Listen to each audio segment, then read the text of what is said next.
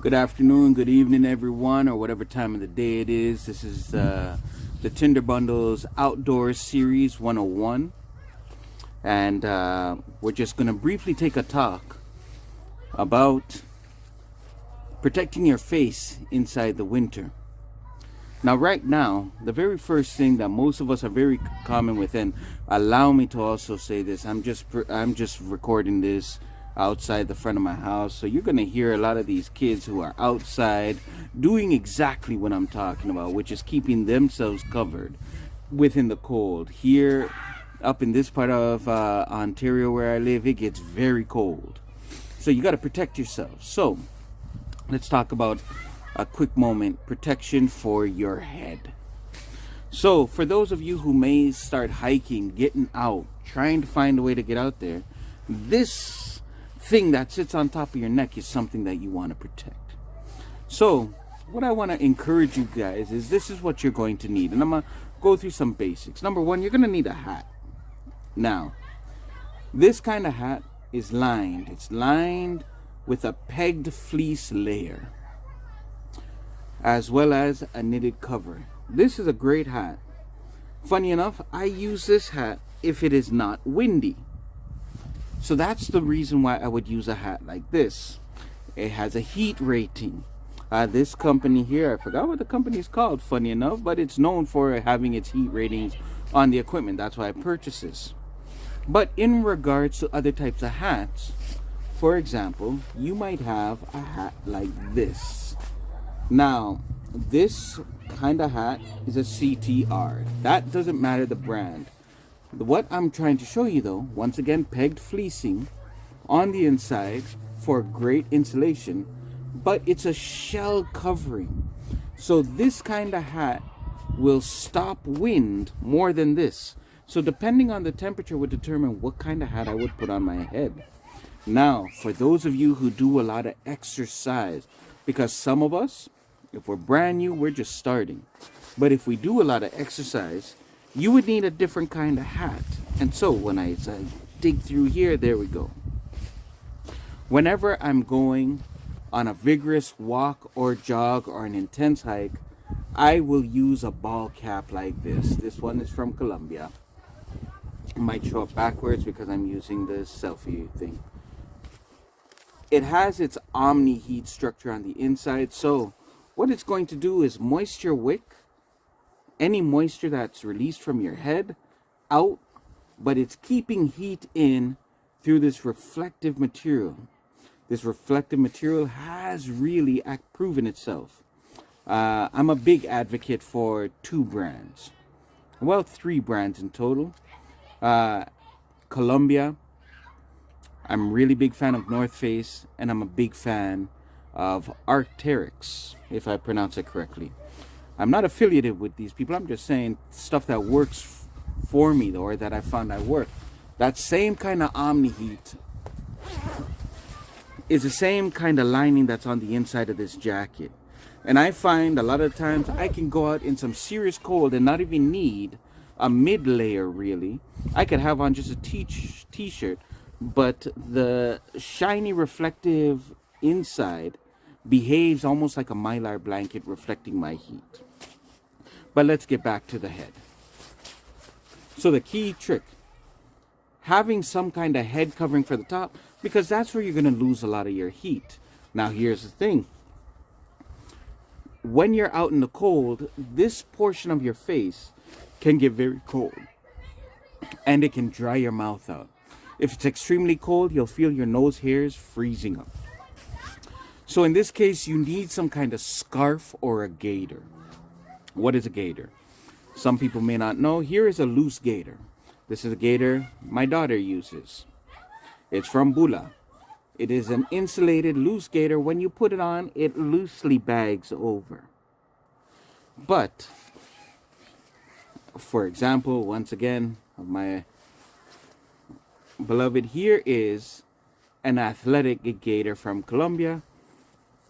It has holes in the front part for maximum breathability, but it also has a special design patented to reflect and keep heat on the inside. and this would poke up like this. Now this is a tighter fit gaiter. To give you a quick gist of how a gaiter like this works.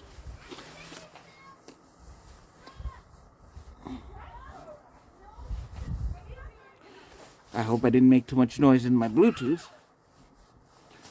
But you put this around here. It's keeping here warm, but allowing you to breathe. The last kind of gaiter I'll show you, which is an even tighter fit. Because this is what I would call a semi-fitted. A tighter fit gaiter is something like this, and this is what I use when I go on colder expeditions, which I'll use this with a hat. This is not just a gaiter though. Yes, it does have the gaiter bottom that's covering the neck and the face, but this is a baklava, and a baklava covers the whole entire head. So with a gaiter like this, and this may be a lot of noise in the ears, I apologize. Let's get that Bluetooth out so I can hear in maximum. I'm not going to cover there. Thank you, Mr. Carr. I'm not going to cover there just so you can hear. But something like this would cover your entire head. You bring it down, and then you bring the exterior up. This is a lot more fitted. So, my encouragement here is a hat to cover your head and a baklava. In addition to that, you may not have any of these kind of things. Here's another type of gaiter. And this is a face covering that I use when I'm on the trail all year round. So depending on the thickness is determining on what the temperature is like outside. Another thing are these shimas. This or a scarf, anything that can be put over to cover yourself. The heat you breathe into the material reflects back and keeps you warm. These are fabulous and they have multi-purposes. Maybe one day I'll do a video on why everyone should have one of these. Now, lastly, in regards to the face, or two last things, three, as I look down into my bag where I'm drawing everything out. Number one, and a lot of people don't recognize this, but some are wise enough to, you need something to protect your eyes from the glare of the snow. If you're on the trail, sometimes the sun can be beaming in. Now, the two types of glasses I will show you, these here, funny enough, they're safety glasses, and these are glasses I use on the regular. I don't mind them. Got them from work. They protect me from the sun. They fit my big head. But ultimately, what I even appreciate about them, if I'm using these out in the wild, starting fires and stuff, the safety features will protect my eyes, and I'm not even worried if they get scratched or dented up. But a great piece of things to tint the brightness of the sun. Now, for those of you going on some serious expeditions where you're dealing with a lot of snow, these are my glacier glasses. Now, I went with this brand. I believe it's called the Coma. I could be wrong. I don't remember. These are the Explorers. And these have a high UV rating.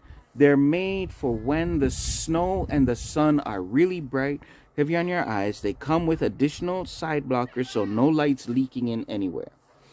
But what I'm trying to suggest here is eye protection is also something you should very much consider when going on the trail in the winter times, especially when you're dealing with the snow and sunlight bouncing off of it. Two last things that I want to share with you in regards to that. Water. Keep your hydration up. If you keep your hydration up, your lips and your skin will stand off even more. And the last thing that I want to show you, turns out, is not in my bag, so I will just tell you about it, which is moisturizing your face with an oil. You can use Vaseline. The preferred thing we use in our house is shea butter, but a petroleum jelly, even a chapstick. Rub it onto your hand and rub it onto your cheeks and anywhere that's still exposed to the elements, and that will keep you warm. So, if you're protecting the head, these are what I suggest. Make sure you have a face covering. Make sure you have something for your eyes, and don't forget a hat to cover your head. All right, my friends, I'm the Wandering Avad. This is the Tinder Bundle, and here is Outdoor 101 as we're preparing for getting out in whatever temperature it is. And because it's winter, today we were looking at protecting your head. All right, God bless, my friends.